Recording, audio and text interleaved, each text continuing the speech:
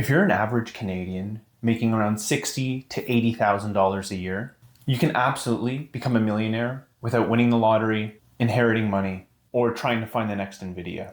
In fact, if you follow these 6 simple steps, you can build a nest egg of 7 figures over time and be financially free for your retirement. Here's exactly how. Step 1 of the wealth building order is to create a budget. Creating a budget will help you show all the money that comes in and all of your expenses that flow out. So the typical person will probably have one line of revenue from your 8 to 4 or 9 to 5 job. And then you're going to break down your expenses into categories of expenses that are known, such as your mortgage payment, your property tax payment, your water bills, your electrical bills. And the second portion of your expenses is going to be things that you're budgeting for. So for example, your food costs, your gas costs, your entertainment costs. These are going to be variable costs, and you're going to try and find a number that makes sense for you based on your income. When you're making your budget, you don't need to track every single little coffee you buy, because realistically, that's not going to happen and you're not going to do that. But you should know exactly where your money is going and adjust on a monthly basis if you're overspending in some categories and underspending in others. While budgeting, you might be surprised to find out that you're spending $300 a month on takeout food or $150 on some subscriptions that you might not even use. The key to making a budget work is that you actually need to update it. So at the end of every month, take 2 hours of a Sunday or a Saturday and update your budget. Go through your credit card statements and find out exactly where you spent your money and what you spent it on. This will ensure that you're tracking every single dollar and you can start reallocating money towards your investing goals or your savings goals if you want. Creating a budget is the key to also setting up your first emergency fund, which can be used for any kind of emergency that happens around the house, with a car, if you lose your job or anything. This is your cash that's going to keep you afloat in the event of something happening. The second step in the wealth building order is to have an emergency fund. This kind of links to the first step. So everyone wonders, how big should my emergency fund be? I think having 3 months of your expenses saved up in an account that you have easy access to is great for an emergency fund. This ensures that if you lose your job, you're still going to be able to pay your bills. This emergency fund is there so that you don't go into debt if something happens in your life. When you have an emergency fund set up, you know that for sure you're safe when life happens. So this prevents you from taking on large amounts of credit card debt. It prevents you from borrowing money from friends and family, which is never a good situation. And it also prevents you from getting a loan at an interest rate that isn't favorable to you. The best thing to do is to try and find a savings account that has a relatively high interest rate. The savings account that I recommend to use is from EQ Bank. It pays about 2.5 to 2.75% interest. So you're getting a lot more than what you're going to get at the banks. Plus it's an online bank, so it's very easy to access through their app. The third step of the wealth building order is to pay off your high interest debt. High interest debt can include credit card debt and payday loans, as these usually have really high interest rates, up in the 20 to 30% range.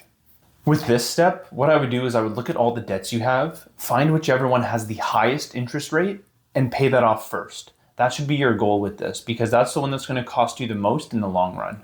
Plus, it's a mental game. If you pay off a debt that has a 25% interest rate, but you keep a debt that has 7% interest rate, emotionally, you might be a little bit more prepared to start saving even more money. When you're paying off your debts, if you have student loans that are in the 3, 4, sometimes even 5% range, they might not be the best idea to pay it off, because if the stock markets are averaging 10 to 12% a year, you're better off investing your money, as you'd make more in the stock market than you would by paying off your student loans.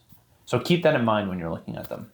But that only works if you really are going to invest, because if you're just going to keep the money in your bank account, it might not be worth it. Step 4 of the wealth building order is to increase your income. Now, when looking at personal finances, a lot of people only focus on the expense side, but you also need to look at the income side. There's only so many expenses you can start cutting away until you're left with nothing. But there's no limit on how much you can earn if you're willing to put in the work. A $5,000 raise at work can do a hell of a lot more than trying to clip some coupons here and there and finding the best deals possible. Increasing your income is one of the best hacks you can do, as it will start improving your investment journey right away. And you instantly add more cash that comes in every single paycheck. Ways to increase your income: you can fight and try your best to get a promotion at work. You can look at finding a side hustle or a part-time job. A few $100 a month really goes a long way when you're investing. So even if you got to go shovel some snow or cut some grass, it will compound your investments a lot more than just sticking with one source of income. The one thing you need to watch out though with increasing your income, especially if you're doing it through your 9 to 5, is that you might have lifestyle inflation. Let's say you're making $5,000 a month and you have that allocated towards your groceries, your rent, your utilities, anything you need to live. If you get a raise at work and you start making $6,000 a month, a lot of people will go out and spend that extra $1,000 on random things. What you need to look at is that $1,000, if you add that to your investments, so you add $12,000 a year to your investments, your portfolio is going to go crazy because that's a lot of money that you're adding every single month. Take this example. If you get a raise at work and you start making an extra $300 a month, over 30 years at an 8% return, that's roughly $450,000 more in your portfolio. And this shows that small increases in your income can really create massive differences over time if you just stick with it. Now, this ties perfectly into step 5 of the wealth building order, which is avoiding lifestyle inflation. The biggest mistake that a lot of people in their 20s and 30s make, once you get out of college and university with a degree and you get a first job that pays $65,000, $75,000 a year, you start spending a lot more. You hang out with your friends more, you go on more trips, and you stop penny pinching. Now, I'm not saying to constantly penny pinch, but you do need to know where all of your money goes. Another big mistake that a lot of people in their 20s and 30s make, you start buying things you don't need. So for example, you get a higher end truck that has a higher monthly payment. You get a new apartment that's a little bit more luxurious and you can kind of show it off to your friends more. Or you just end up buying things to try and impress people. A new watch, new shoes, new clothes, and yet you don't really need it. Once you get this job that starts paying you a lot more, you can't fall into that trap of wanting to go out more and spend more money because you're just hurting yourself in the long term. The way I look at it, every time you get a raise, I would split it 50-50. So let's say you get a raise of, again, let's use $300 a month. $150 a month I would allocate towards investing, and $150 a month I would allocate to anything else that can bring you joy and increase your lifestyle a little bit.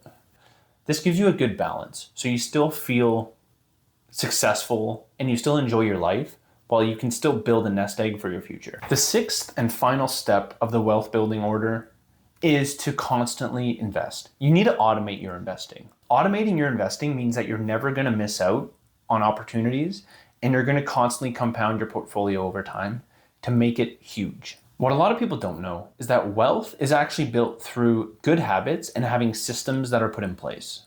You should be investing every single paycheck when it comes in and make this a habit of yours for 30 years or more. The thing that a lot of people do is they start investing for a couple years and then they start falling off. They don't do it consistently. They say they're going to do it, but they never do. And it really shows over time. Because I'm sure there's a lot of things that you wish, oh, only if I started this thing a year ago, 2 years ago, 3 years ago. A big mistake a lot of people make with investing is that they try to get quick with day trading or trading options or high leveraged ETFs or high leveraged stocks. And now, although this might work for some, majority of people that do this lose a ton of money and it's difficult to recover. Because when you're losing the money, you now need a lot more time to build that portfolio back up. For Canadians, the best thing to do is look at a simple broad market ETF that tracks either the US, Canada, the world, or everything in general. A few that I like are VFV, XEQT, and VEQT. This should be your foundation of investing. If you want other tips about investing, go check out my other video. If I had $10,000 to invest in Canada, this is what I would do. And I kind of break down a portfolio of where you should invest what. So think of this. Let's say you invest $500 every month from the age of 25 to 65, and you earn an average of 8% return. Now this 8% is on the low end because over the past 10 years, the S&P 500 has been about 10 to 12%, but let's be conservative with this and say 8%. Over 40 years, you'll end up investing $240,000 of your own money, but with compound interest, that'll take your portfolio to $1.7 million. So you're going to have about $1.5 million of just gains from being consistent and investing in the stock market. As Canadians, we have access to primarily 3 accounts that many people use. The first one is a TFSA, which is the one I would go open right away if you haven't invested and start contributing to that. Now with the TFSA, you're capped on the amount that you can contribute based on what the government decides. I think last year was $7,000. But basically anything in TFSA is tax-free. Growth, dividends, withdrawals, you're not going to pay any tax. This is the one account that is the GOAT of accounts in Canada. Now, if you're planning to buy a home, you could look at an FHSA because similar to TFSA, it's all tax-free, but you also get a tax refund from the government. So you can use that to invest money even more, or you can use that to go towards your emergency fund. And the last main account is an RRSP, which is kind of the least flexible account because you can't touch the money until you're retired. There is a tax deduction that comes with it that can be pretty good, but that's usually when you're earning a lot more money that it makes more sense to use the RRSP. So for now, I'd probably stick with a TFSA and an FHSA. Remember that wealth isn't built in a weekend. It's made over decades of making smart financial decisions that will help reach your goals in the end. If you can create a budget, eliminate some bad debt, increase your income, and invest consistently, you're already ahead of most Canadians, and it will start to really show over 3 to 5 years. I like to say that the best time to invest your money was yesterday, and the second best time is today. So if you haven't started investing, get on it, because in life, if you want to be ahead of people, you have to start right away. Comment down below if you have any questions about budgeting, investing, or what you want to see next, and I'll reply to every single comment. If you found this video helpful, please hit that like button and subscribe for more Canadian investing.